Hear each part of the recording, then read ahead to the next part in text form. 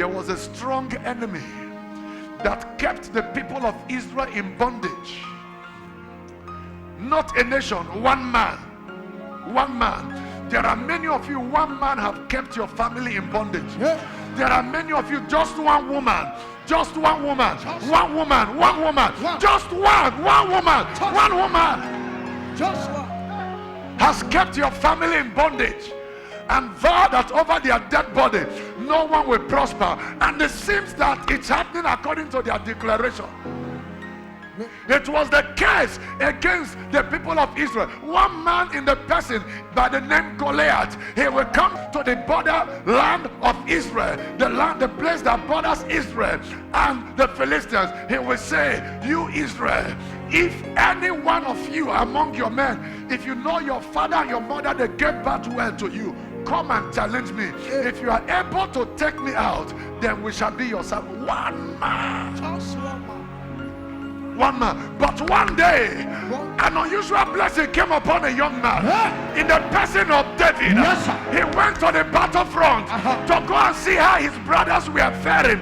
This was a most dangerous enemy in the history of Israel. When he got to the place, he looked at how the brothers were shaking like leaf in the Harmattan season. He said to them, what shall be given to the man who is able to bring down Goliath?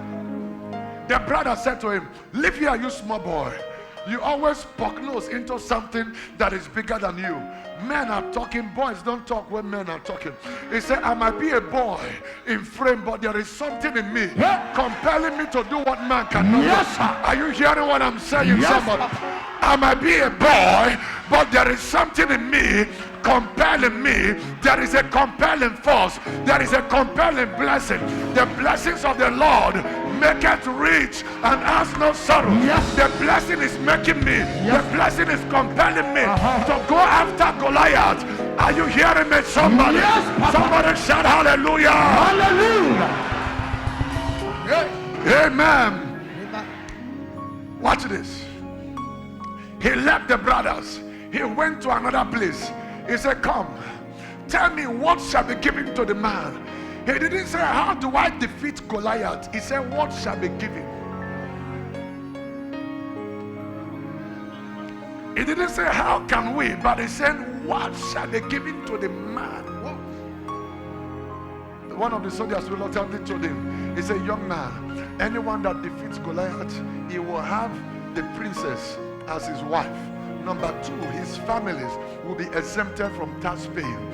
In other words, in his mind, he said, even without all these things, it's enough for me that my people in bondage is enough inspiration to fight this man. He went to the king and said, King, I am the right man for the job. The king said to him, he said, you are a small boy. You are about 17, 18 years old. You can't fight this guy. This guy has been a champion. The problem is that nobody wants to change the narrative. Everybody said the man is a wicked man. If he do you this, you will die. You are the one. You have to change the narrative. You got to tell the man, you got to tell the woman that there is something else upon you. Are you hearing what I'm saying? Yes, sir. It doesn't matter how long they have reigned. You are the one to end their reign of terror. Amen. Can I hear your amen, somebody? Amen. You are the one. You are the one. You cannot be intimidated anymore. Yes. For greater is he that is in you than he that is in the world. For the Lord is my light and my salvation. Yes. Whom shall I fear? The Lord is the stronger of my life. But whom shall I be afraid?